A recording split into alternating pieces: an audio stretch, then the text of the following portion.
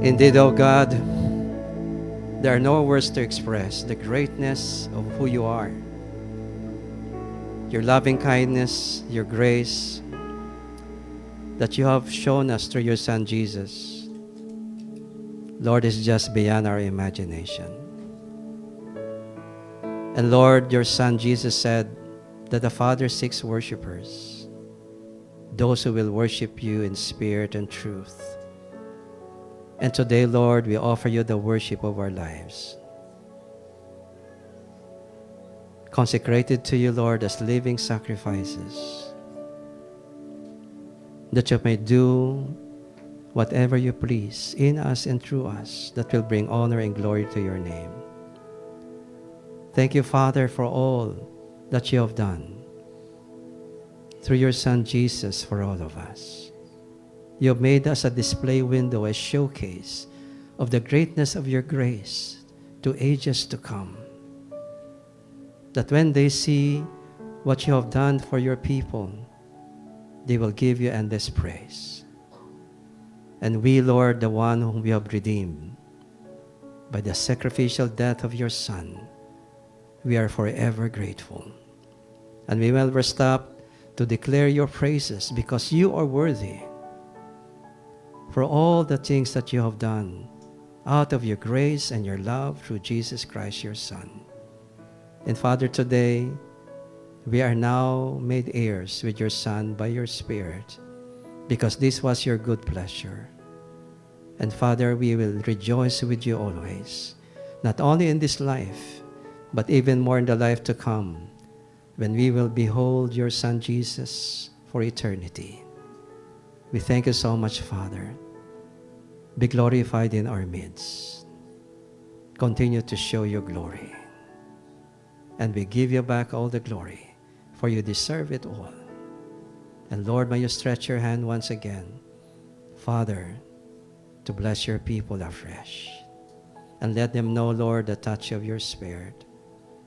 And let your Spirit bring renewal, revival, that, Lord, we will continue to honor you and to worship you all the days of our lives. For that is what we are here on earth for. In Jesus' name, amen and amen. All glory to God. Praise the name of Jesus. We can now take our seats.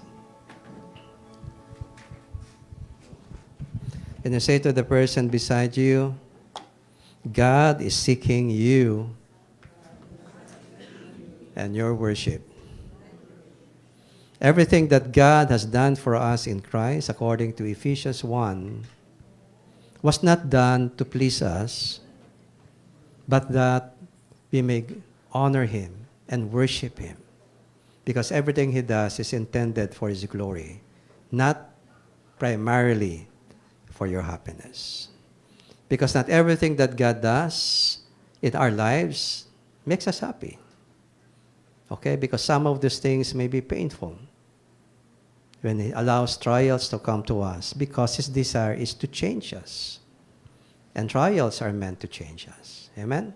And if we don't change, we will be overwhelmed by the trial. But if we change, we overcome the trial. That is the purpose of God. Amen? So can you say to the person beside you, are you facing any challenges in your life today? That means God is about to change you. Amen? And I hope you are willing to change. Glory to God. Amen? That is why what is most important in our walk with God are not the answers to prayers that we offer to God. Of course, that makes us happy. Of course, God does want you to be happy. But that is not the ultimate goal. The ultimate goal is that because of what God has done for you, you'll never forget to glorify Him. Because the moment we become more conscious and more focused on our happiness, and that God is just a tool for our happiness, then we stop worshiping God. And we fall into idolatry. That is why God wants us always to focus on Him and what He has done and His glory, so that we do not be corrupted by our selfishness. Remember this, God wants you to be happy. But your happiness is not the ultimate end. The ultimate end is that you will learn to bring glory and honor to God. Amen? Praise the Lord. Because not everything, as I said, He does in your life will make you happy. But it pleases God because it fulfills His purpose in your life. Amen? So, hindi po happiness mo ang number one concern ng Diyos. Ang kabutihan mo. At para matuto tayo magpasalamat, pag nakita na natin, must begin to understand why God allowed these things to happen. And we saw, the change, the new life and directions that God gives us. Once we pass those tests, we will in the end bring glory to Him. And we will say, Lord, it was worth it all. Now I understand the purpose of what I went through. Amen? Remember, God is sovereign. Nothing ever happens to you without God's consent. Whether it is good or evil, it will never happen without the will of God. And if God allows it to happen, it is intended for one thing, to serve His purpose, not yours. To bring good to you from His perspective. Because sometimes we think this is good for us, but in the eyes of God, it's not good for you. Only God knows what is good. Amen? And so, whether we are enjoying blessings or going through trials, we will never stop thanking God. Because we know His purpose. Amen? And we bring glory to God no matter what happens. If you have lost material things, don't worry about it. You have much more in the age to come. All those things in this life are just temporary. They are not meant to be yours forever. But only those things that are prepared for you in the next life are going to be yours forever. Amen? So kahit kailan, ang Kristiyano hindi talo. Kahit tayo mawalan ng mga bagay sa mundong ito, ay hindi po tayo talo kasi mas mayaman tayo because of Jesus Christ. Amen? Glory to God.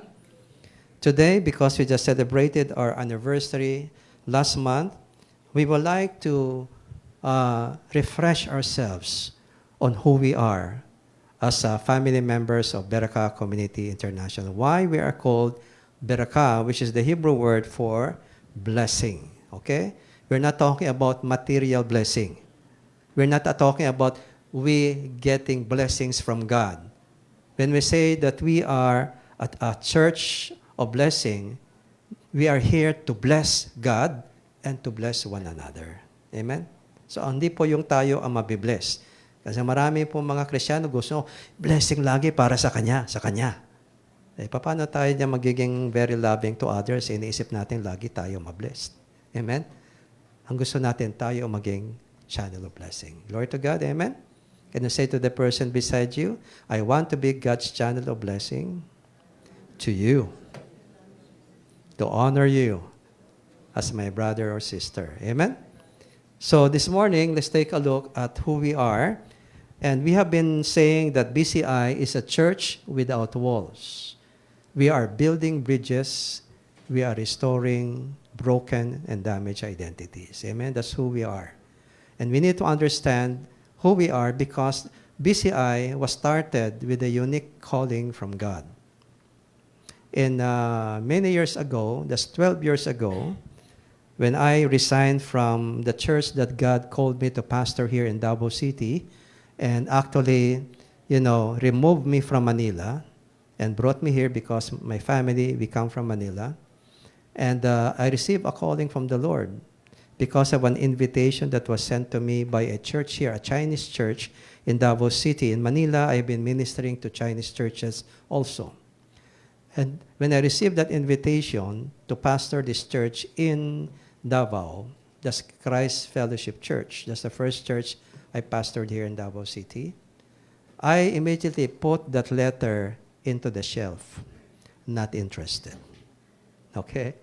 Because during that time, I was already pastoring a church in Manila. And that is the BF Homes Bible Church.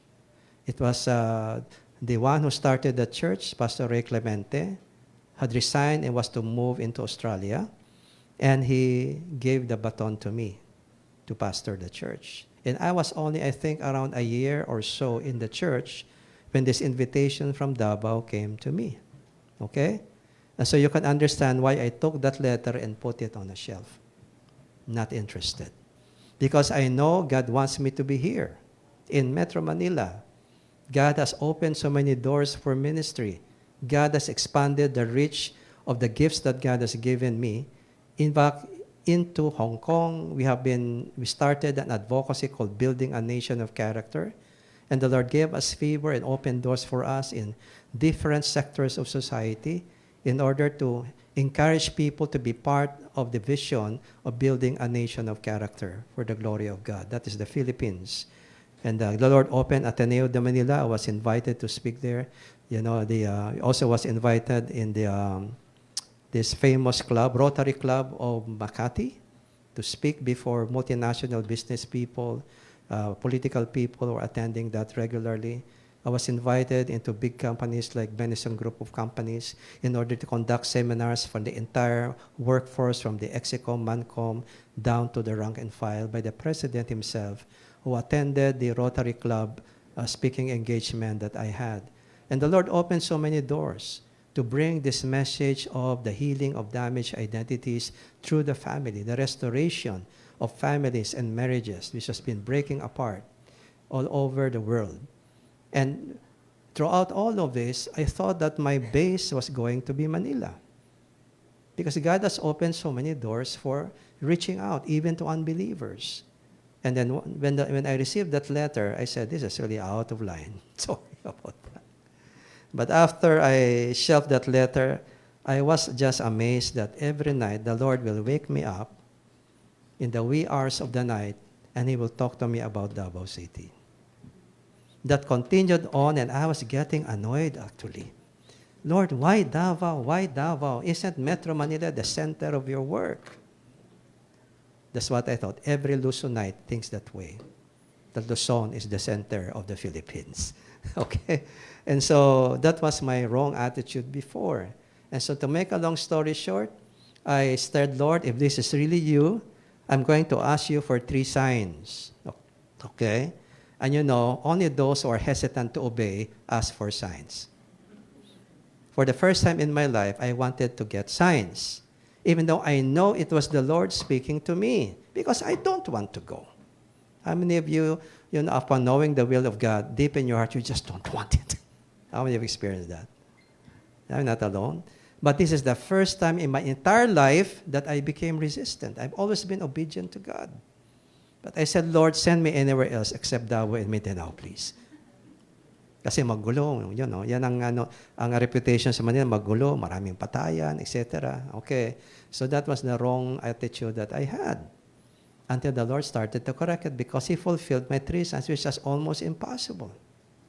And the 3rd sign, and now you know the reason why Pastor Mel invited Bishop Mario to be our speaker during our anniversary, because that marks the journey that started with me when I left Manila. Something to do with Bishop Mario Medina.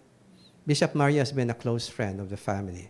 And he's older than I am, around, I think, 5 years or 6 years older than me. He was before just an employee in Goodyear, in Manila. And later on, he started hearing voices from God. Have you heard his testimony, right? Even before he became a believer, he was hearing God speaking to him, and that voice led him to Jesus Christ, to become a follower of Christ. To make a long story short, God granted the 2 signs, the first 2 signs, in a matter of only a month. 2 impossible things I know could never happen. And the 3rd is that, Lord, I'm going to call Bishop Mario, and I will not tell him anything. If you really want me to go to Davao, give him a word to confirm to me that this is you. So I called him, and I said, Bishop Mario, sino to? Si Pastor Dave. Oh, Pastor Dave, ikaw pala. Ano ibig sabihin mo, ikaw pala? Meron akong meeting dapat ngayong umaga. I had to go, but the Lord told me, huwag kang aalis, may tatawag sa'yo. Itong sasabihin mo sa kanya. Sabi ko, ganun ba? Anong sinabi ni Lord sa'yo para sa akin? Sabi niya, kalooban ng Diyos na pumunta ka ng Davao. Wala akong sinasabi. Kaya na-shock ako. Kalooban ng Diyos na pumunta ka ng Davao. Number 2, sabi niya, pagdating mo sa Davao, Satan will oppose you. Pero ang sabi ni Lord, I will reveal my victory through you. Yun ang unang sinabi niya. Pangalawa, yung buong pamilya mo, mga anak mo, magkakaisa kayo in the ministry for the first time. Kasi doon sa Manila, kanya-kanya kami. Magkakaisa, your children will flow in the anointing of your calling. Third, bibigyan ka ng Lord ng otoridad sa Mindanao you have never experienced before. And number 4, hindi ka maghahanap ng support. Ang support, dadalhin sa iyo ni Lord. You will not look for the people. He will bring the people to you. You will never fundraise because God will be the one bringing the funds to you. Nung narinig ko yon, sabi ko, this is it. This is impossible. But sinabi niya lahat, no? And to make a long story short, I obeyed the Lord finally. And I went to Davao City. My family was more excited than me to go to Davao. I was the one who did not want to go. But I just obeyed the Lord. And then I started pastoring this church. I did not know why. For the first 3 years of my life here in Davao City, I was always asking, Lord, why am I in Davao? Okay?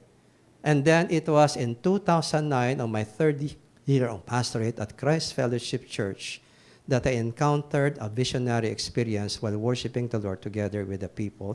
Of course, nandun ako sa harapan lagi. And then while I was worshiping, something unusual happened to me. And my wife was beside me. Alala mo yun? Napaluhod ako. Umiiyak ako. Okay? How long was that? Sandali lang, di ba? Mga 5 minutes lang. Pero what I experienced during that time was out of body. I was not in my body anymore. I was in space. And God showed me a lot of things. And that's when I heard a voice from heaven. And I knew it was the Father because I saw Jesus standing over Mindanao. And I see his eyes. There was longing in his eyes for Mindanao. And in the Spirit, when you're in a visionary experience, before you can ask a question, the answer is already coming to you. I was about to ask, Lord, why is Jesus looking with longing towards Mindanao? And I immediately entered my mind, he longs to heal the land. And when I saw that, you know, when you have a chance to see Jesus, you would like to get his attention, right? So I wanted to talk to Jesus. Very rare opportunity. But before I can do that, there was this big voice from above me, big authoritative voice, and I knew it can only be the Father. And this the voice said, you have been asking me these 3 years why I sent you here. Now I will tell you why. Pala, sa wakas. Kasi dito, nung nag-speak ako sa MDPF before, bagong pangalan yung Metro Davao Pentecostal Fellowship. That's where I was invited first. Introduced ako, this is Pastor Dave from Manila, etc., etc. Let's now allow him to share his testimony why he came to Davao. So I said, hi, bless you all in the name of the Lord, mga kapakong pastor. I am here in Davao because I just had to obey God, pero I want to be honest with you, I don't know why I am here. And then on the 3rd year, that's when the Lord spoke. And he told me why I am here. You understand that? Yung opposition, people in CFC knew the series of accidents that happened to me. Twice, the vehicle that I was using from the church was hit because the person did not see me. The pattern is the same with the second one. Hindi ro ako nakita. Laging ganun ang sinasabi. Pero binangga ako. Pero I was safe. Okay? And then after that, 2 members of my family fell and had 6 stitches on the head. Rushed to the emergency ng Brokenshire. Kaya nung pagbalik kong second time doon, ikaw na naman. First, it was my mother who fell, pabagsak na pa at the age of 80. Fell like that, nahilo. Putok yung ulo. There was so much blood. We had a missionary friend who was with us visiting. She was the one who heard the hit on the head of the floor. Nagising siya sa lakas ng bagsak ng ulo ng mother ko. Rush, nakita niya, duguan, sinigawan ako sa taas, Pastor Dave, your mom. And so buti conscious pa ako, ang mother ko, brought Rush her to the hospital. Age of 80 plus, gumanyon. Straight, ganon. Tama. Laki ng wound. 6 stitches. No complication. X-ray was done. All the tests were done. No complication. Just a wound. Period. That's a miracle for an 80 plus years old. Do you understand this? And then the next week, yung anak ko namang bunso sa Genesis, jump up to me. I felt to catch her. She fell back, hit that on the edge of the concrete stair in our entrance door, hit that exactly the same place where my mom had the wound, exactly the same place. And also 6 stitches at Brokenshire. Okay? As if the devil was saying, may signature lahat ng ginagawa ko. Una, binangga kita dahil binulagan ko yung mga bumangga sa iyo, hindi ka nakita. Sabi ng isang driver, yung unang driver, Sir, wala ka dyan bigla kang lumitaw. Huli na yung brake ko. Paano yung hindi nakikita? Napaka-open naman ng daan. So obviously, merong supernatural involved, di ba? At saka yung pakahulog ng... Bakit laging same place and same number of stitches? May pattern At parehong walang complications. Glory to God, amen? And so that was the fulfillment of the prophecy, Satan will oppose you. But the Lord will be victorious through you. And then the Sunday after that, I was in CFT preaching about faith. I heard that people were talking about the series of accidents in our life. Para raw akong sinumpa. Ganyan, no? And so in the middle of my message, the Lord spoke to me, stop preaching. And I stopped preaching. I said, Lord, what's going on? I want you to command Satan to stop all attacks against you right now. Really, Lord? Here in front of the congregation, I want you to command Satan to stop now. And so I said, I used the microphone. Sorry mga kapatid, I had just obeyed the Lord. I don't know why. But, okay, I'm going to say something. It may surprise you, but please, I'm just obeying that. Satan, in the name of Jesus, I command you to stop all attacks against me and my family from this day onward. In Jesus' name, amen. Mula doon hanggang ngayon, wala na aksidente. Amen, all glory to God. Okay? That was 2006. And the authority, we started Estra, we started you call that the United Prayer Gathering. God opened so many doors. We had conferences, pastors were coming from all over Mindanao, people I don't even know. God was just bringing them in. Financially, the Lord has been faithfully supplying us beyond our imagination. And now my family has been flowing with me in the ministry since CFC, started in CFC. Amen? Every word came to pass. Amen? Kaya that's why si Pastor Mel, alam niya yung connection ko kay Bishop Mario. Okay? Amen. Glory to God. Now, when we started Esther Renewal Ministries in 2012, I had no more plans to go back to pastoring a church because the Lord commanded me to resign from CFC. Ang sakit po noon, umiyak ako noon, humagulgol ako noon. Bakit, Lord? Napamahal na sila sa akin Why do you want me to leave this church? Tsaka sabi ko po, Lord, dito ako naman nakakanagap ang pinakamataas na sweldo sa buong buhay ko as pastor. After this, kukuha ng pastor sa pamilya ko? Okay? And so, but I obeyed the Lord, yet masakit. I submitted my letter of siyempre, na-shock ang board ng CFC. May mga sumama ang loob sa akin, tulad sa Manila, may mga sumama rin loob sa akin when I left the church. But I was given the full blessing of the board and the pastors. At first, they were resistant. But finally, they talked about it and they said, Pastor, we know your gifts are not just for a local church. We have seen your gifts and we know that your gifts are meant for the body of Christ. And that's why who are we to stop what God wants to do in your life? Wala, sinong papalit sa akin? Wala. There was nobody. It was very traumatic for the church. But I said, I just wanted to obey the Lord. And now the Lord said, resign from CFC. Sakit. But I said, I just want to obey the Lord. Okay? And there are consequences when you obey God. Sometimes people won't understand what you're doing. Amen? Anyway, so when I resigned, I was there in that crosswind that they provided for me.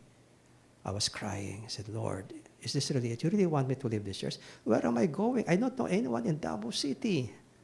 Where is my life? How about my children? Where will I get the money to finance them? But remember this, when you obey God, finances is not your problem. Because God will supply the finances. And so I was saying that in that vehicle that the church provided for me, Because I know, mailang araw, wala na sa akin sasakay na yan. I'll be carless. Okay?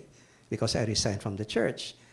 And then the Lord spoke to me and said, David, I will bless you more than I blessed you in this church because you obeyed my voice. I told you to resign. It is time to move on. And I resigned. All by faith, because I don't know where I was going. I was just obeying God. Amen? And later on, He led me to start Ezra Renewal Ministries to minister to the pastors in Mindanao and the body of Christ to bring renewal and revival to the pastors so that the revival channels to the pastors to the churches. That was the original plan. And then in 2013, there was a new move of the Lord. He said, I want you to start a church. Wow. Again, I was shocked. I said, Lord, when I resigned from CFC, I thought I was done with church. I've been a pastor of churches for so many years. And there's so much I can impart to my fellow pastors out of many years, 35 years of experience. Why do I need to pastor another church? And you want me to start a church? I've never started a church. I've always been pastoring existing churches. Kaya mas challenging yun eh. Laking adjustment. Kasi existing na eh. So why do you want me to start a church? But Lord, hindi mo ba napansin, sa Davao City, almost every corner may church. Lalo na dito sa city. Why would Davao need another church? And that is when the Lord said to me, I want you to start a church that will model unity and restoration in the body of Christ. Lord, that is a tall call. That's very hard. He said, just obey me. We started in our house, 2013. And gradually it grew. The Lord brought the right people. Our first worship team were the Villanueva family. They were worshiping in CFC. And when I left, they followed me.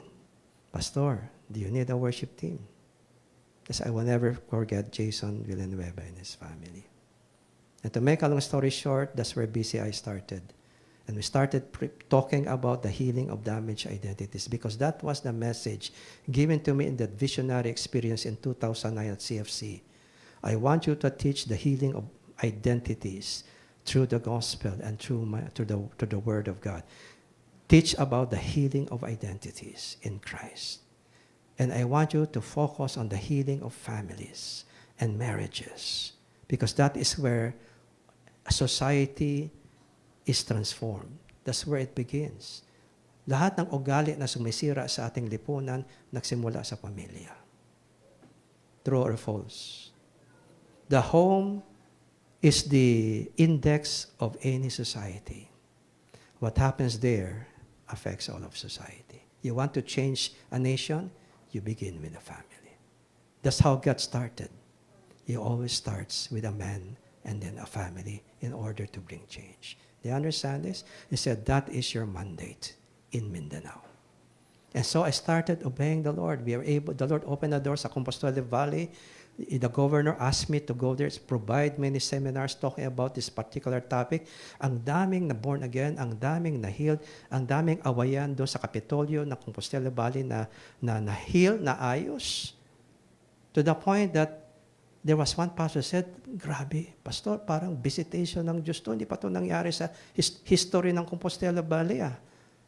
Pati mga mayor, nag-iiyakan, mga councilmen, mga barangay captain, umiiyak as we share the teaching of the Word of God. Because Jesus said, the Father said to me, wherever you teach these things, I will move and I will heal the people. And I saw that in Compostela Valley province. From the political leadership, I even had a chance to speak with Governor Chungki Oya at that time, just to minister to him personally. Wherever I go, I've noticed God will bring me to important figures in society, high figures in society, just to minister the Word of God to them. And all of that's because God wants to bring healing to a nation, beginning with a family. Are you still here? That is why BCI exists. BCI has a unique anointing called the restoration anointing. This is a place where the broken and the fallen are healed and restored. And they are launched back to serve the Lord. That's why a beautiful picture for BCI is this. BCI is both a hospital and an airport. It's a hospital because puntahan tayo ng mga sugatan at mga nahulog sa kasalanan na kinondem sa kanilang mga churches. At dito sila nakaranas ng healing and restoration. Particularly through the ministry of Destined for Honor, the primary tool that God has used to channel this message that the Lord has placed in my heart. The teaching of healing of damaged identities, yan po ang narinig nyo sa Destined for Honor. Pakitaas ang kamay na dumaan na sa Destined for Honor. Amen. Have you experienced that renewal inside of you? Nabago ba ang pananaw nyo, ang inyong buhay through Destined for Honor? Binago ba ng Lord? Sino po nang sabi, Pastor, ang laking pinagbago ng buhay ko sa ginawa ng Lord sa Destined for Honor? Can you raise your hands, please? Pakitaas po para makita ng lahat. Amen. That is the work of God. But you're not the only one. BCI has ministered Destined for Honor for literally hundreds of brothers and sisters from other churches in Mindanao, and some even came as far as Manila just to attend Destined for Honor in Davao City because of what they heard and how lives are changing, have been transformed through this ministry. And so this is God's work. Itong sabi niya, wherever you teach these things, I will move and I will heal the people. We have seen the Holy Spirit work wonderfully in every Destined for Honor event that we had. Some attends Destined for Honor 1, 2, 3, 4, 5 times. And every time maka-attend sila, may bagong binubuksan ang Lord sa buhay nila. Amen? Kaya don't attend it only once. Try to join the next ones by deciding to be a facilitator. Kasi you have a chance to get there free. Okay? Pag-facilitator ka. And again, allow the Lord to minister to you through the next series of Destined for Honor events. It is a process of healing and restoration taking place inside of you. Amen?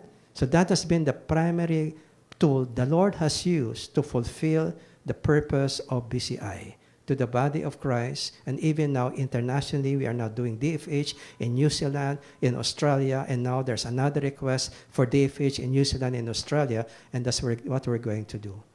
And the one in New Zealand, we're hoping to draw in the Maori people, because I talked with one Maori pastor about what we do through Destined for Honor retreats. He said, you know, Pastor, he was in tears.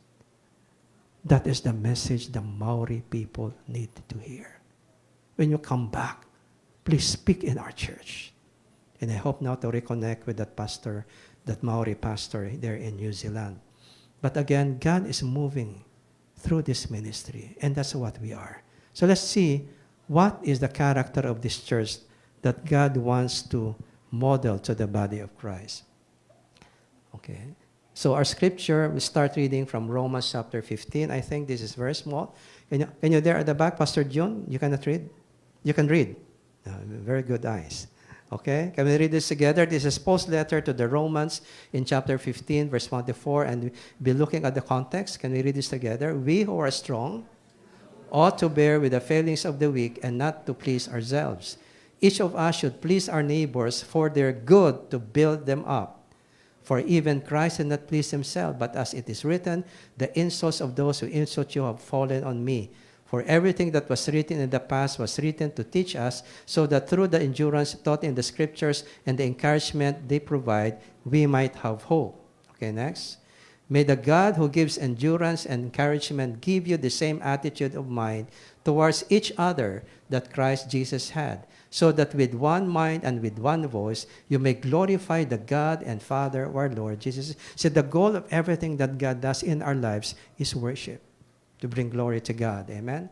And here's another one. Accept one another then, just as Christ accepted you, in order to bring praise to God. For I tell you that Christ has become a servant of the Jews on behalf of God's truth, so that the promises made to the patriarchs might be confirmed, and moreover, that Gentiles might glorify God for his mercy. As it is written, therefore I will praise you among the Gentiles. I will sing the praises of your name. Again it says, rejoice, you Gentiles, with his people. What was this letter about? Paul was writing to a church that he did not start, but a church that he wanted to bless through the unique gifting as an apostle that God has given him. The Church of Rome was a combination of Jewish and Gentile believers. Okay? There were many Jews among them. And because of these two different groups, oftentimes, even before they became Christians, magkaaway lagi ang mga Jew and Gentile. Alam mo bakit? Because the Jews have so many ceremonial laws. May maraming bawal na pagkain. Meron sila mga special days, like a Sabbath. Kaya when they're employed by their Gentiles, they question, why do you not work on the Saturday or Sabbath? Because we have a sacred day in our religion. Oh, you're just lazy. You don't want to work, just want to have a day off. Because people in Rome work during Sabbath. You got that? And so they do not eat what the Gentiles said because the Gentiles eat anything. Okay? But the Jews they don't eat pork because bawal yan sa kanila based on God's revelation to them in the Old Covenant, in the Old Testament. And so maraming bawal na pagkain, kaya lagi silang pinagtatawanan ng mga Gentiles. Okay? So to make a long story short, hindi nagkakasundo yan. To the point na pag nag-aaway ang mga Jew and Gentile, ang tawag ng mga Hudyo sa mga Gentile, mga aso kayo, mga dogs. Kasi ang dogs, kahit ano kinakain. Okay? Yung mga Gentiles naman, tawag sa mga Jews, mga baboy kayo, mga swine. Why? Because the pig is the most abominable animal in the face of a Jew. Kasi bawal talaga sa kanila yan. Kapag tinawag mo siya na pig, ininsulto mo siya. Ganon yung awayan nila. And now imagine, Jew and Gentile are in one church. The big challenge, how can you have unity in a church where there are Jews and Gentiles na historically makabanggaan? You see the challenge of the Apostle Paul. Okay? And how does he help encourage the Church of Rome to be a church without walls? Walang discrimination. Because there was discrimination between Jew and Gentile. Ang mga Jews, pag nakikita yung mga Gentile kumakain na kahit ano, lalo ng baboy, sila, nakokonsensya. Nasasaktan sila. Kasi bawal sa kanila yun eh. Hindi sila sanay na kumakain ng pork. Yung mga kapatid nila kumakain ng pork, mga Gentiles, na-offend sila. Okay, by the way, wag kayo kakain ng pork pag ang bisita niya Hudyo. Okay? O kahit na yung mga Muslim. No? Nakaka-insulto sa kanila yun. Okay? Pero sa church, dahil makasama sila, kumakain, paano yun? Di ba? Fellowship tayo kainan. Mga Gentile, kahit ano kinakain, mga Jew pag kumakain sila ng mga ganyan. Kaya nakakaroon po ng hidwaan. You understand what's going on? Tapos, ang mga Gentiles sa kanilang religion, pagan religion, may mga kanya-kanya sila mga feast days. Ang mga Hudyo, kahit Christian na sila, they still celebrate the Jewish holidays and the Sabbath. Ito mga Gentiles, kinikita, ba't pag Sabbath, di kayo nagtatrabaho? Okay? So, meron po talagang banggaan. Do you understand that? So, how does Paul resolve those differences? How can you establish unity in a church where there was historical, racial, religious, and cultural discrimination? You understand the situation in the Church of Rome, right? And in response to that, this is what Paul said. But let's start the background because chapter 15 starts with chapter 14. This is where he starts the topic. So let us read this. He said, "Accept the one whose faith is weak," referring to the Jews. Because the Jews, their conscience is very sensitive to a lot of things. Mga bawal-bawal, talagang bawal sa kanila yan. So, ang sabi ni Paul, ang faith nila is weak because they don't have the faith to believe that in Christ, all of these things no longer matter. Okay? But because for years, they have been accustomed to those forbidden food, hindi mo mababago yan basta-basta sa kanila. So, ang kanilang conscience, sensitive. You understand that? Yan sinasabi ni Paul, those whose faith are weak. Okay? Because they're too sensitive without quarreling over disputable matters. One person's faith allows them to eat anything. Sino yun? Gentile or Jew? Gentile, okay? But another, whose faith is weak, it's only vegetable. Sino yun? Jew. Di ba si Daniel, walang kinain kundi vegetable? Mas naging malusog pa sila kaysa dun sa ibang candidates na kahit ano kinakain. The one who eats everything must not treat with contempt the one who does not. Sino yun? Sino tinutukoy? Gentile Christians. Okay? Huwag mo i-treat ng contempt yung mga Hudyo yung kapatid na talagang ayaw kumain na kinakain nyo. Siyempre, nag-o-offer ka, ayaw. Di ba nakaka-insulto, di ba? Kakaasar naman kayo. Ganyan ba? Okay, ito na nga. Ayaw nyo kainan, bawal sa inyo. So nakakaroon po ng ganong tawag dito, nakakaroon ng treating of contempt because they don't understand why these Jews don't want to eat these things. Okay? And the one who does not eat everything must not judge the one who does. Yung namang Hudyo, huwag naman i-judge na lahat, kahit ano kinakain nila. Kahit pork, huwag i-judge. Okay? Later on, Paul will explain why. Okay? Must not judge the one who does, for God has accepted them, the Gentiles. Okay? Who are you to judge someone else servant? Lahat man kayo servant, pati sila servant ng Lord. Ba't mo gina-judge siya? Okay? To your own master, servants stand or fall, and they will stand, for the Lord is able to make them stand. Amen? And look at the next slide. One person considers one day more sacred than the other. Sino yun? Usually mga Jew. Mga sacred days. Sabbat, sabbatical year, marami po yan. Another considers every day alike. Sino yun? Mga Gentiles. Kahit anong araw, piyesta tayo. Okay? Each of them should be fully convinced in their own mind. Whoever regards one day as special does so to the Lord. Mga Jew, they do that because they want to honor God. Yung mga Gentiles, whatever they do it because they want to honor God. So why judge each other? Okay? Now listen carefully. Whoever regards one day as special does so to the Lord. Whoever eats meat does so to the Lord, for they give thanks to God. And whoever abstains from meat, especially meat offered to the idols, saka lalo na yung mga meat na forbidden like pork, etc. Sabi dito, abstains, does so to the Lord and give thanks to God also. Pareho mo sila nagpapasalamat. Okay? For none of us lives for ourselves alone, and none of us dies for ourselves alone. If we live for the Lord. If we die for the Lord. So whether we live or die, we belong to the Lord. So don't judge that person who's doing that for the Lord. Wala namang kasalanan doon. Okay? Pero siyempre, sa mga Hudyo, kasalanan kumain ng pork. Kasi yun ang kinasanay nila because of the old covenant. But they don't understand. They are now in the new covenant with Jesus Christ na hindi na bawal yan. Okay? So, you then, why do you judge your brother or sister? Or why do you treat them with contempt? Nakakaroon na po ng discrimination. Mababa ang tingin. They despise the Jews, judge the Gentiles, and the Gentile Christians despise the Jewish Christians. Can that happen in a church na may discrimination?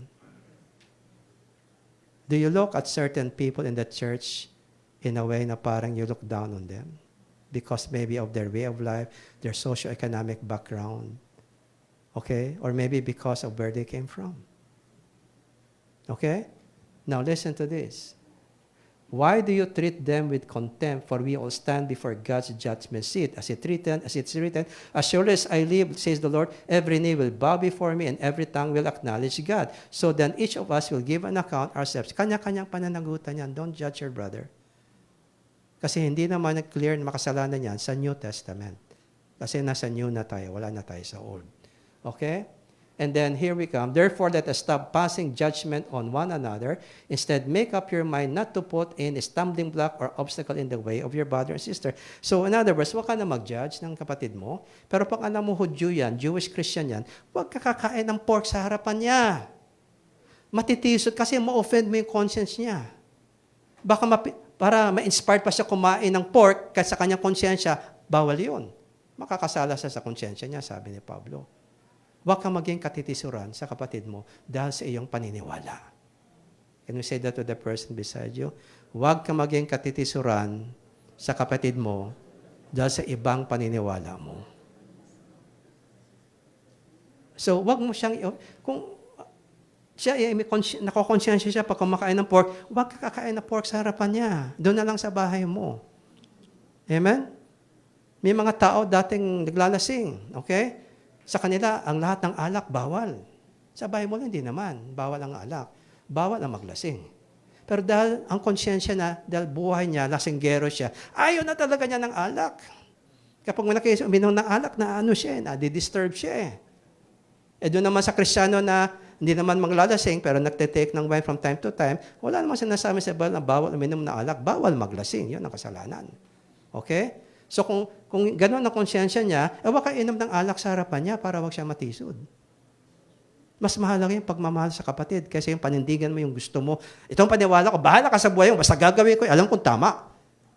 Oh, di ba ganyan ang attitude natin? Anong pakailam ko sa'yo? Kinokorek ni Pablo yan. Kasi ang attitude ng mga Gentile Christians sa Rome against the Jewish Christians. Ano pakialam ko? Kain ako ng pork. Okay, trabaho ako sa Sabat. Sila nakokonsensya pag nagtatrabaho sa Sabat. Basta magtatrabaho sa Sabat, pakita ko. Sabat din, nagtatrabaho ako. Kita mo? Insulto pa eh. Nakuha natin?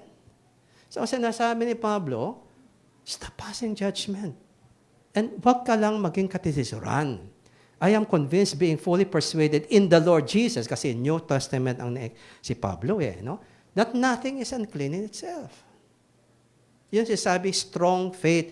Yun yung mga strong. Yung weak, nakokonsensya pa doon sa mga pagkain na yan. Okay? So, but if anyone regards something as unclean, for that person, it is unclean, pero hindi ako maapektuhan dyan. Pero I will respect the person. Huwag kong gagawin isang bagay na makaka-apektuhan ng konsensya niya. Kasi mahal ko siya. You got this? Okay? So yan ang ibig sabihin ni Pablo. If your brother or sister is distressed because of what you eat, you're no longer acting in love. Nagiging makasarili ka.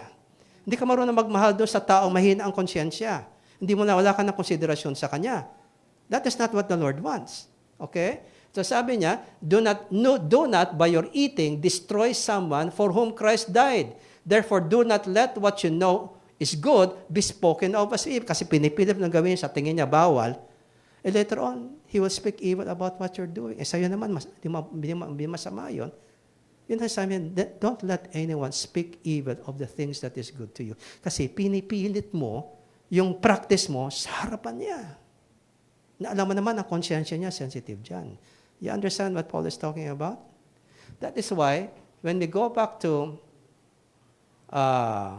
chapter 15, which is our scripture for this morning, Paul is saying, we who are strong, that means yung conscience natin is mature, ought to bear with the failings of the weak and not to please ourselves.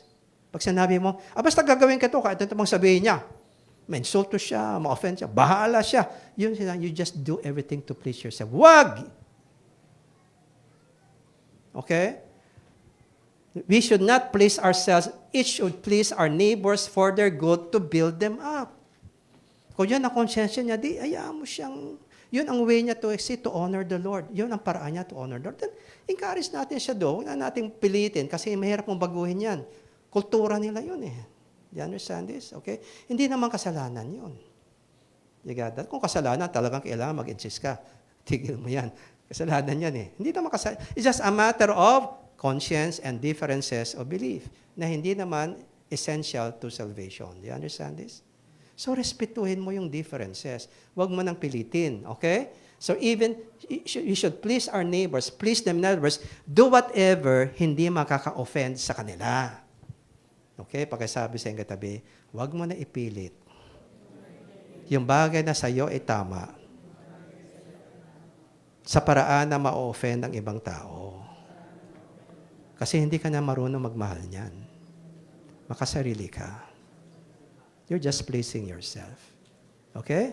So we are called to please one another in the sense that respect the difference. Huwag mo na ipilit yung sayo kung hindi naman masama ang ginagawa niya. Amen? Why? Because even in order to build them up, to encourage them in their faith. Hindi yung binababa mong pagkatao nila. You understand what Paul is saying? Okay? And so, even Christ did not please himself, but as it's written, the insults of those who insult you have fallen upon me. Because God placed your sins upon Christ. Yung insulto na dapat para sa'yo, binigay niya kay Jesus. Tiniis ni Jesus yun. Was he trying to please himself? No. He did that for your good, for your salvation. He did not think of his own happiness. He thought of your salvation, kaya tinanggap niya yung insulto na he does not deserve. You got this? Dapat ganon yung raw. That should be our attitude. Di ba tayo na ang mahirapan, wag lang yung kapatid na yan. Iintindihan natin? Yan ang sinasabi ni Paul. For even Christ had not pleased himself. For everything that was written in the past was written to teach us, so that through the endurance taught in the Scriptures and the encouragement they provide, we might have hope together with people who are different from us. Because we focus more on becoming an encouragement as the Scriptures show us that we should be doing. Encourage rather than condemn, criticize, judge. Amen? Mahilig tayo lahat mag-judge, hindi ba? True or false? Aminin natin, mahilig tayo mag-judge ng kapwa natin. Pero pa tayo ginajudge, nagagalit tayo, no? O, parang yata hindi yata fair. No? Ikaw mag-judge, okay lang. Pag ikaw ginajudge, galit ka. Okay? Yan ang ayaw ng Lord. So what the Lord is saying here, accept one another. Kahit may differences kayo, accept one another. Huwag mo i-condemn, huwag mo siraan, huwag mo i-criticize, huwag mo i-judge. Kasi He's doing that for the Lord. Accept. Hindi naman kasalanan yung ginagawa niya. Do you understand this? Okay? Accept one another then, just as Christ accepted you, kahit ganyan ka. Nakaka-insulto sa Diyos ang mga kasalanan natin, pero dahil sa grace ng Diyos, dahil biniyari ni Kristo, nagtiwala ka, tinanggap ka. Amen? Kasi sinasabi po dyan, I tell you that Christ has become a servant of the Jews on behalf of God's truth, so that the promises might become, kasi siya napunta to redeem the descendants of Abraham. Kaya handa siya magpakaalipin, maging, identified with the Jewish people in order to suffer the sins of the Jews and of the world upon Himself. He did that not to please Himself, so that the Jews will be saved. You understand that? And they will receive the gift of salvation promised to their ancestor Abraham. Part of that blessing is salvation. Do you understand this? Okay? And moreover, not only the Jews, kasi ang Rome is Jews and Gentile, moreover, that the Gentiles might glorify God for His mercy. Because sila, tumanggap rin ng mercy. Tulad niyong mga Hudyo, pareho lang kayong tinanggap ng Diyos. Amen? Why do you discriminate against one another? Pareho man kayong tinanggap. Amen? Only by the grace of God. So learn to accept one another despite your differences. Huwag mo nang pilitin maging kamukha ka niya. Maging kamukha niya, ikaw. Kasi boring ang mundo na lahat kamukha mo. Pag sabi sa iyong katabi, mabobore ako kung makamukha tayo lahat. There should be unity and respect in the midst of diversity. Kasi hindi naman kasalanan yun. May pagkakaiba lang. Amen? May mga mag-asawa naghihiwalay kasi hindi makasundo sa isang bagay. Okay? Nawala na yun till death do us part. Till a conflict does us part. Hindi man yun ang vow na binigay nila eh. Okay, so here, that's why Paul is emphasizing here that God put Jews and Gentiles together. Tinanggap ng Diyos ang Gentile at ang Jew. Stop discriminating against each other. Pareho naman kayo saved by grace. Who makes you better than the other group? Because of your differences? No walls! Paul was campaigning for a church in Rome without walls of race, religious background, and cultural beliefs. No walls. Because God wants the unity of the church. Do you understand this? Okay? Now, in other words, a church without walls, in the language of Paul, is a church where there are no walls of discrimination or exclusivity. Para lang to sa mga normal na tao. Dito pwede sa mga taong medyo tagilid. Ano tayo? Exclusivity. Sino ba yung gusto iligtas ng Lord? Yung mga normal o yung lahat ng tao? Amen? LGBT people are welcome at BCI. LGBT people are welcome at BCI. While we don't agree with their way of life, we affirm their worth because Jesus saw them worth dying for. Do we love them? Yes, we should. And we do. Okay? There have been LGBT people, in fact, one bisexual who was part of our community for some time. And the reason why he decided to stay was because regardless of what he did, regardless of what happened in his life, I never made him feel rejected. I will correct him. I will rebuke him. Sometimes I'll tell him, step down from the ministry because he knows that I love him. But he never felt rejection from me. Do you understand that? Because we are a church with no walls. But while we are able to accept the person because he is worth dying for in the eyes of Jesus, we don't agree with the way of life. That's why we share the gospel, and then in a process, we try to mentor the person so he begins to turn his back against those wrong ways in order to obey God. You understand this? But kahit na bumalik pa ang tao sa kanyang pinanggalingan, hindi natin siya i-reject. You understand that? And you will see later on why.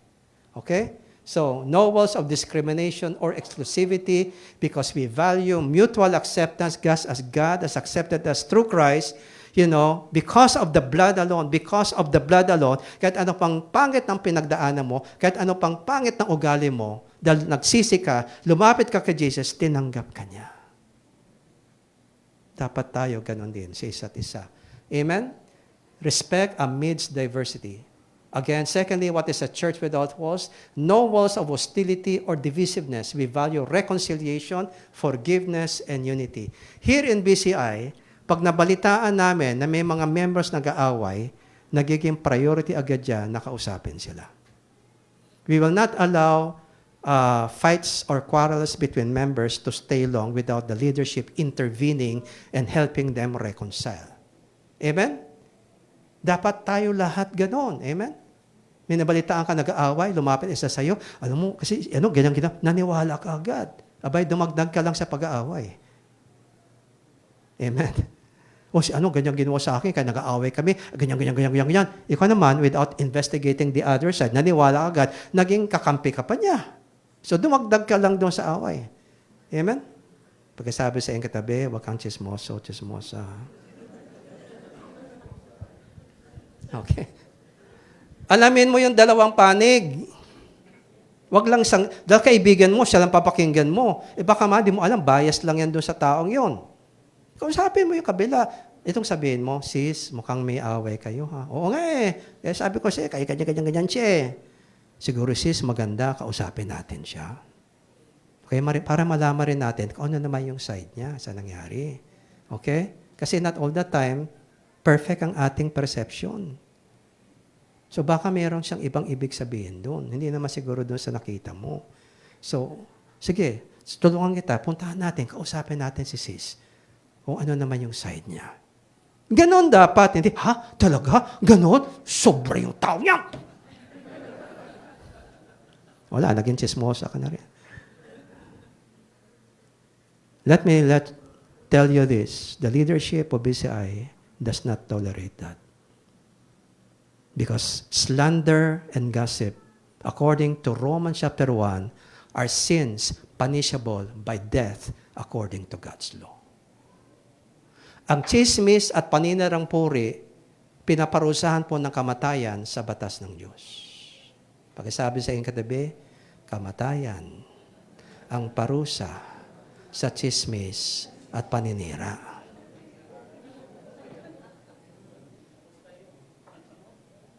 And because BCI upholds truth, we do not tolerate that. Amen? Kayo ba'y masaya sa isang church na walang gossip and slander? Di wag natin gagawin. Hallelujah, amen? Kapag merong lumapit sa iyong member at merong slander, sis, kausapin natin yung tao muna. Okay? Wag tayo magkukonclude. Baka mamaya na-misinterpret mo lang. Okay? Kausapin natin. Are we committed to do that? Don't just believe negative things that people say about another person without investigating the other side first. Because here we uphold a church without walls. Our calling is not to build walls but to bring them down. Our calling is to build bridges instead of walls. Amen? Pagkasabi sa kayong tabi, are you a wall builder or a bridge builder? Amen? Kaya pag may nakita kang may kapatid na tumatayo ng pader, anong gagawin natin? Tibagin, gawa tayong tulay. Because we are bridge makers. Hallelujah, amen? So that's why, again, I send this guide to you. When anyone in the BCI is slandering or gossiping somebody, and in the leadership nalaman yan, be sure pupuntahan ka ng leaders. you will become a top priority of the leadership. Because we are not allowed the enemy to take advantage of our weaknesses to divide His people. Because God called this church to model unity to the body of Christ. And that means we have to renounce slander and gossip. Because we are a church who does not believe in walls of hostility and divisiveness. Di ba yan pwede rito? Amen? Amen? Are you happy that you are in BCI? Amen. Okay? And thirdly, you might be surprised, wala ring walls of possessiveness. Oy, Pastor, lipat kami doon kasi parang kailangan, ay, dito ka lang, hindi ka pwede dyan. Dito ka sa BCI, BCI ka lang. Pastor, may burden kasi ako doon eh. Kaya I have to leave the church to be able to minister there. Ay, hindi pwede. Dito ka pa rin. Praise God, BCI is not like that. Because we value calling. Kung calling mo yan, who are we to stop you? If that calling will lead you to leave the church and to be part of another church, because may calling ka doon, we will bless you. Because we acknowledge calling comes from God. And we respect that. If you are leaving because hindi ka maka-agree sa pinaninindigan ng church na ito, definitely, we are not going to stop you. Pero masasaktan kami, malulungkot kami, mamimiss ka namin. Pero kung talagang hindi ka maka-agree at para hindi mag-away, lumayo na lang, we will respect that. Amen? Does that mean happening in BCI? Oh, yes, we know that. Okay? Because we value calling and respect for differences, even when it leads people to move to other churches or ministry. Kaya ang BCI, walang wall papasok. Wala ring wall palabas. Pero kung ang dahilan mo kung bakit ka alis sa church, dahil nasaktan ka, abay, we will do everything to see na makaroon ng healing yan. Kasi ang pag-alis, hindi po yun ang sagot sa offense. Ang sagot sa offense, reconciliation, hindi paglayas. Amen o ba? Kasi kahit sa ka pumunta, dadadala yung bitterness, makaka-apekto sa iyo kasi may bitterness ka eh. Kaya kailangan maministeran ka para matuto kang magpatawad ang mag-reconcile sa taong nakasakit sa iyo. Amen. Okay? Amen? Sino sa inyong sumama sa BCI kasi galit kayo sa church nyo? When we know that people come here from another church because na-offend sila, we try our best to find ways na ma-reconcile sila muna. Okay? Ngayon kung hindi talagang pinipilit ang gusto sa BCI, magpaalam ka sa pastor mo at kailangan namin ng signature ng pastor na pinapayagan kang lumipat dito. Because we respect other churches. If you're joining us because you're offended, you're very much welcome. Attend our Destined for Honor para gumaling ang sugat mo. And after gumaling ang sugat mo, then we will ask you, would you want to go back? Para mag-reconcile ka doon sa mga nakaaway mo. Kasi yun ang kalooban ng Diyos eh. Reconciliation. Amen. Okay? That is what we stand for. So, a church without walls means, number one, there are no walls of discrimination or exclusivity. Number two, no walls of hostility or divisiveness. Thirdly, no walls of possessiveness. We respect your calling. We will bless you. Okay? Now, we are a community. By the way, these things I'm going to show you were the things we have been reciting in the beginning, from the very beginning. After some years, hindi na natin ito nabalikan. That's why I want us to go back to where we started. Are we ready? Can we read this together? We are a healing and blessing community. We are a community that affirms. Ito pong church na ito, hindi po ito sanay na puro criticize. Ang church na ito, sinasanay namin, hanapin ko anong ma-affirm mo, hindi anong ma-criticize mo. Amen? Sinong gusto sa isang church na puro criticism? Wala. Sinong gusto sa church na lagi kang gina-affirm? Amen. Okay? Because that is what we are here. We uphold a culture of honor. Okay? A church that affirms. Number two, we are a community that corrects in love and gentleness. We do not condemn. May nangaliwa sa worship team. May nakamuroon ng immorality. Let's say sa worship team. By the way, warning yan sa worship team. Okay? Kasi ang number one kasalanan na very common in worship teams around the world is sexual immorality.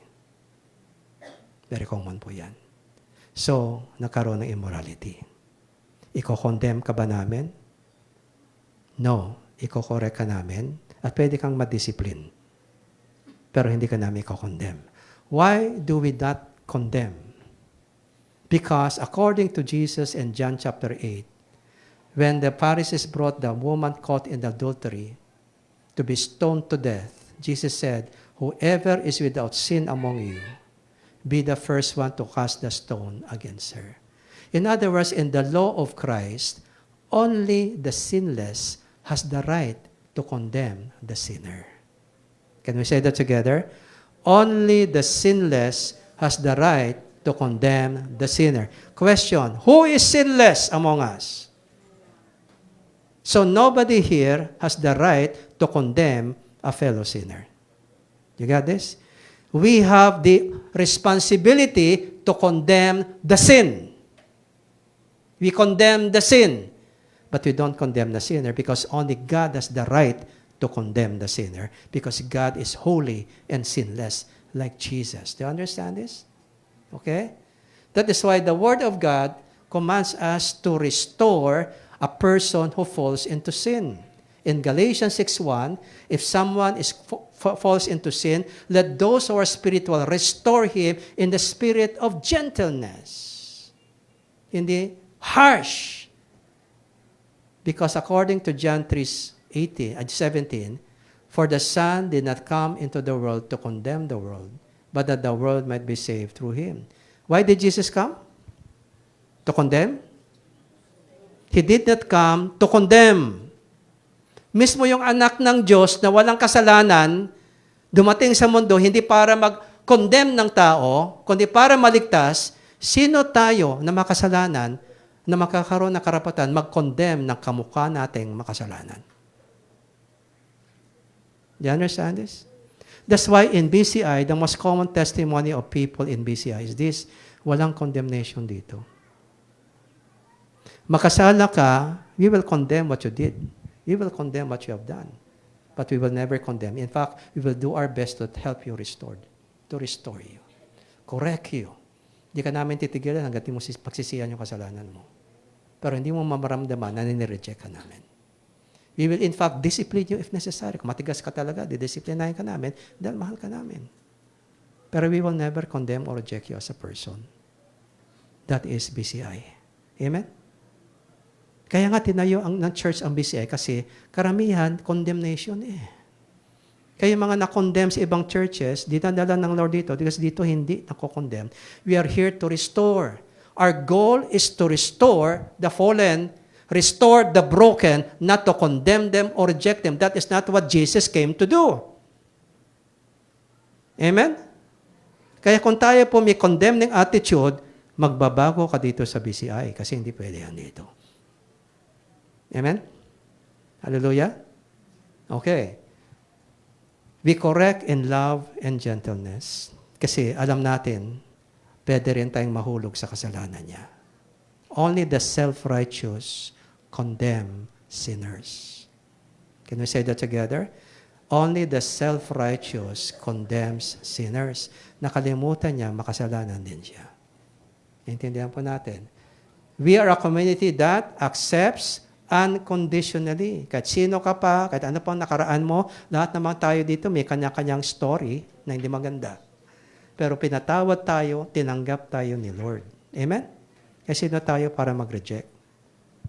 Okay. Believing that every human being is worth loving and is redeemable in Jesus' eyes. Kahit ano pang pangit ng ginawa mo, ano pang pangit ng pinagdaanan mo, in the eyes of Jesus, He saw you worth dying for. Because His goal is not to condemn you, but to save you. That is our mission as BCI. We are not here like Jesus to condemn sinners, but to save them, restore them. That is what we stand for. Amen? Hallelujah? Are you glad you're in BCI? Okay, now listen carefully.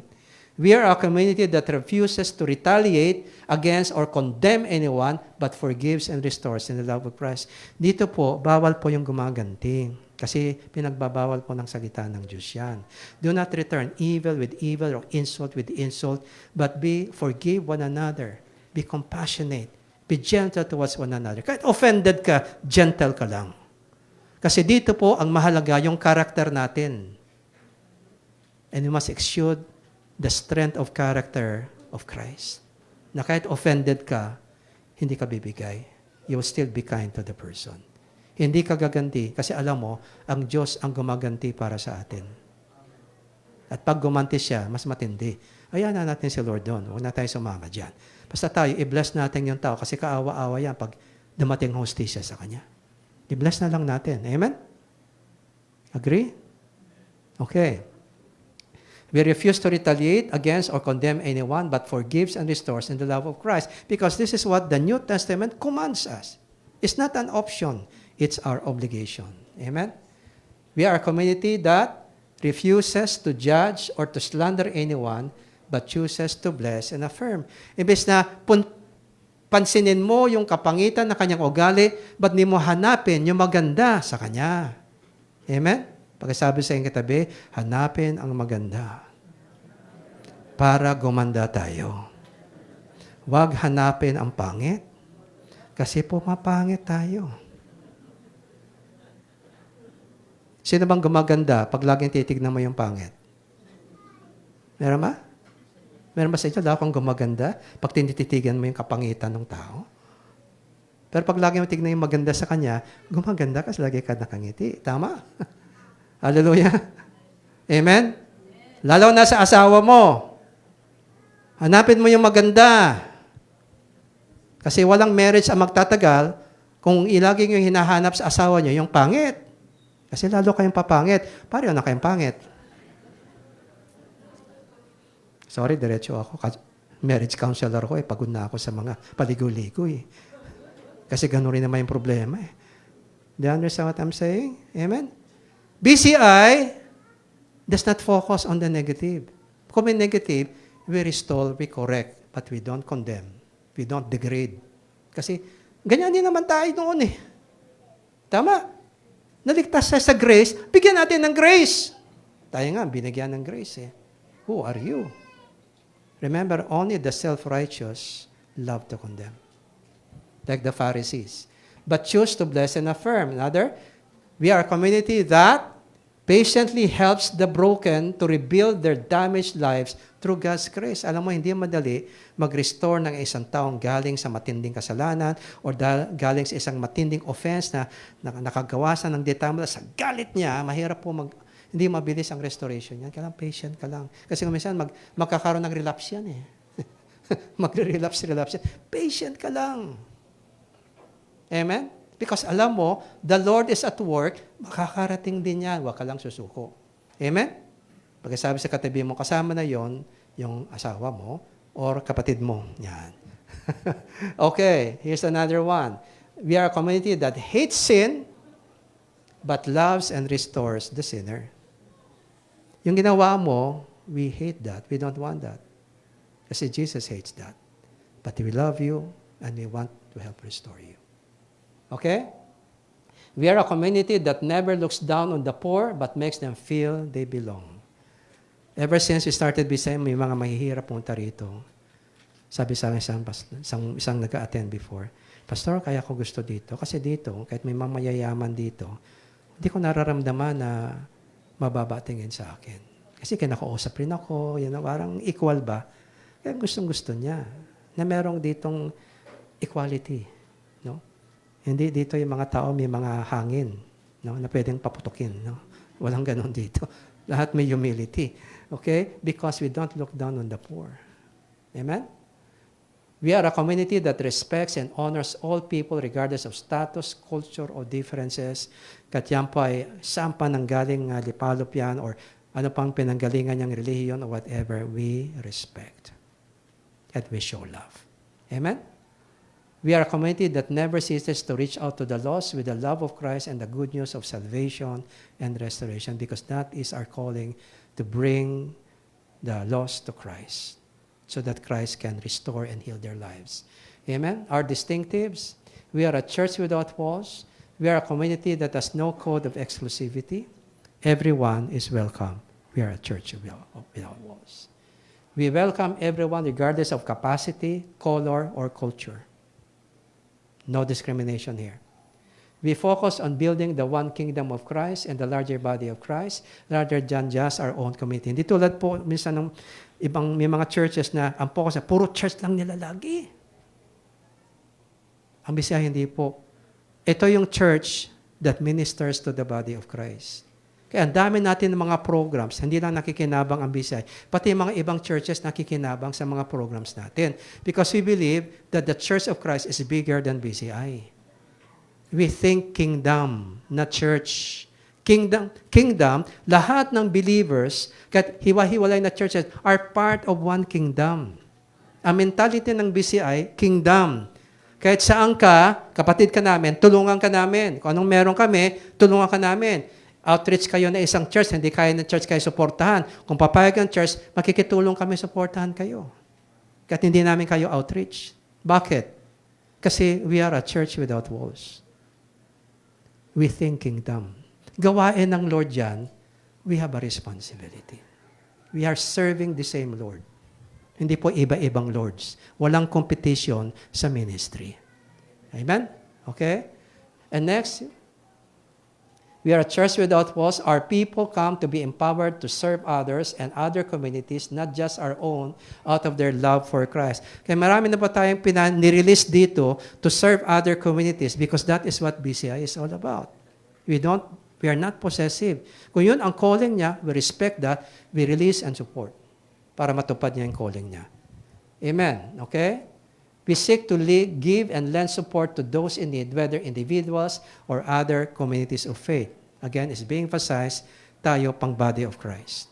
Hindi tayo from BCI lang. Okay? Our people serve Christ according to their callings, capabilities, and convictions, not by imposition. Hindi ka namin pipilitin mag-serve sa isang ministry na hindi ka namang gifted. Or hindi mo yung passion. O napilitan ka lang. Okay? Mahirap kasing napilitan lang. Hindi mo ibibigay yung best mo. Baka hindi mo namang calling yan, na-misplace ka. So your job is to find out ano ba ang potential mo, ano bang gifting mo, ano ba ang calling mo, doon ka namin ilalagay. Amen? So, ministry, hindi po yan sa pilitan. Ministry is the willingness to obey your calling. And we will help you get to your calling. Okay? We prefer to network and partner with other communities who share similar values, visions, and goals as we do rather than just do it our own. Di tayo mga soloista, handa tayong makipag-blend sa choir. Okay? Kung may nangyari, meron tayong project.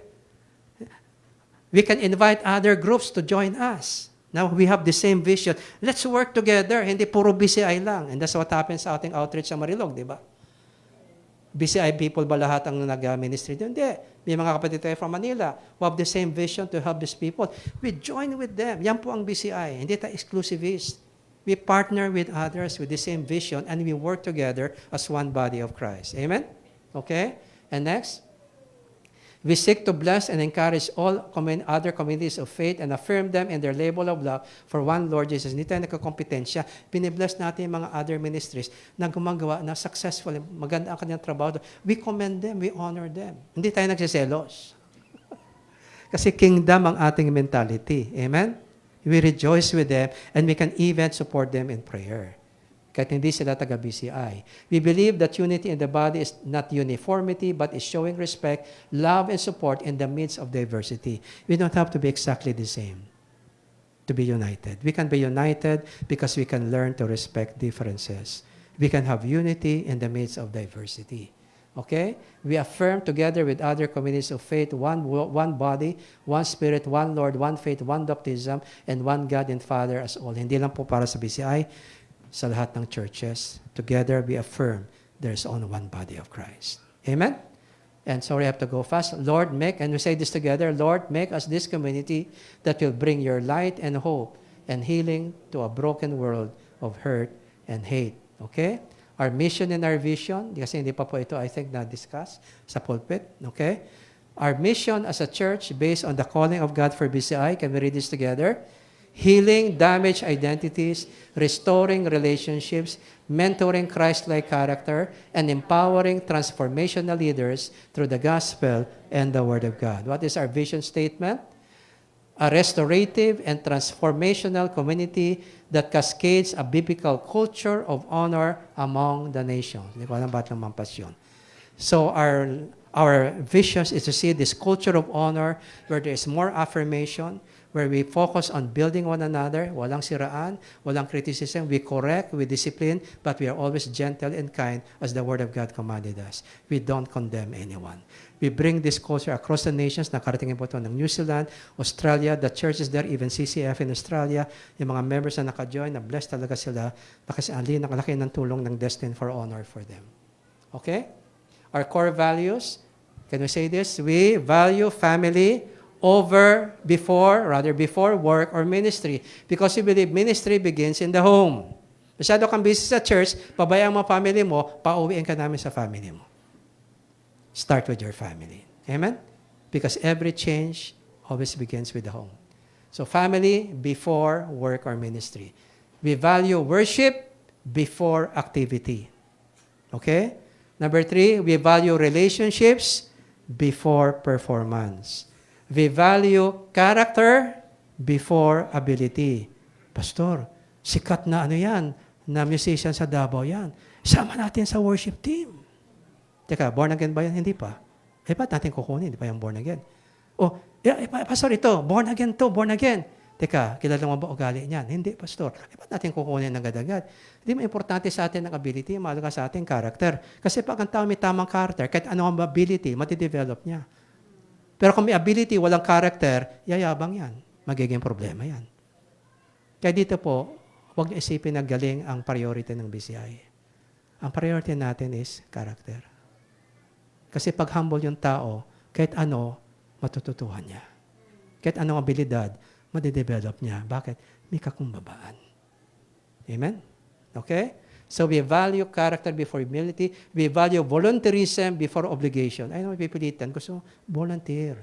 Kasi ginagawa mo hindi para sa atin, para kay Lord. Amen? We value affirmation before correction. Affirm muna bago correct. Kasi madaling makorek. Ang sarap makorek. No? Pero masakit eh. Affirm mo muna bago ka mag-correct. Okay? We value grace and truth in all relationships. Okay? Mamaya, wala tayong time to discuss grace and truth. In all things, we value excellence, which is the combination of character, competence, and spirituality. We are love-inspired, not performance-driven.